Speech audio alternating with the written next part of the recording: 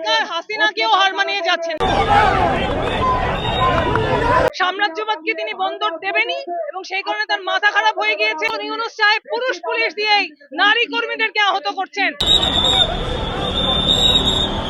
এই সরকারের তো কোনো ম্যান্ডেটই নাই, তারা এসেছে একটা অন্তর্বর্তীকালীন সময়ে রুটিন কাজ তারা পরিচালনা করবে এবং তারা সংস্কারের কথা বলে আমরা দেখলাম 2 বছর সময় ক্ষেপণ করেছে, কোনো সংস্কার তারা করে নাই।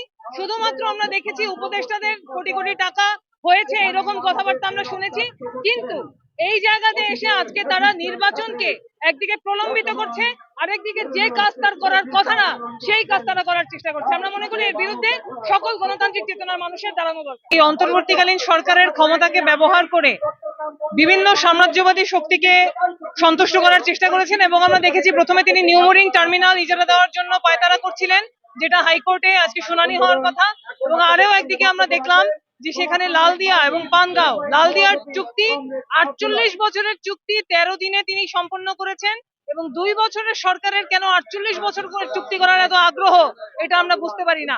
আমরা এটুকু বুঝতে পারি যে তিনি সাম্রাজ্যবাদের বিভিন্ন এজেন্টদেরকে সন্তুষ্ট করার জন্য পরিপূর্ণ আত্মনিয়োগ করেছেন এবং যে কারণে আজকে একটা শান্তিপূর্ণ মিছিলে যেভাবে হামলা হয়েছে, আপনারা দেখেছেন যে কমিউনিস্ট পার্টির কেন্দ্রীয় নেতা রুহুল আমিন সহ বাম জোটের নেতৃবৃন্দ আহত হয়েছেন, ছাত্র নেতৃবৃন্দ সোহেল আহমেদ শুভ সহ তারা আক্রান্ত হয়েছেন।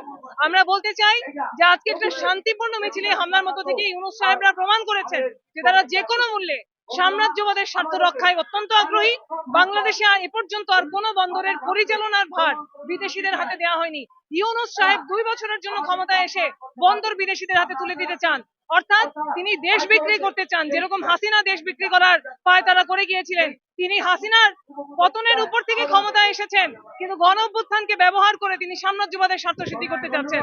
আমরা অবিলম্বে এই হামলার বিচারের দাবি জানাচ্ছি এবং বন্দরের যে ইজারা দেওয়ার যে অশুভ পায়তারা, সেই পায়তারা বাতিল করার দাবি জানাচ্ছি। ইউনূস সরকার হাসিনাকেও হার মানিয়ে যাচ্ছেন। এর আগে নারীদের উপর হামলা করার সময় আমরা দেখেছি নারী পুলিশ ব্যবহার করা হতো, আর এখন ইউনূস সাহেব পুরুষ পুলিশ দিয়েই নারী কর্মীদেরকে আহত করছেন। অর্থাৎ তিনি কোনো দিকে ডানে বামে তাকাচ্ছেন না, সাম্রাজ্যবাদকে তিনি বন্দর দেবেনই এবং সেই কারণে তার মাথা খারাপ হয়ে গিয়েছে। তিনি শান্তিপূর্ণ মিছিলে হামলা করাচ্ছেন, তিনি জনগণের কোনো কথা শুনছেন না। শেখ হাসিনা যেরকম বলেছিলেন আমার চেয়ে বড় দেশপ্রেমিক কেউ নাই, এই কথা বলে তিনি রামপালে চুক্তি করেছেন। আজকে ইউনূস সাহেবও মনে করেন তার চেয়ে ভালো কেউ বুঝে না, তার চেয়ে ভালো দালালি কেউ না বুঝতে পারে, কিন্তু জনগণ খুব ভালো করেই বোঝে যে দেশের সম্পদ কিভাবে রক্ষা করতে হয় এবং সেই জনগণই চট্টগ্রাম বন্দরকে রক্ষা করবে।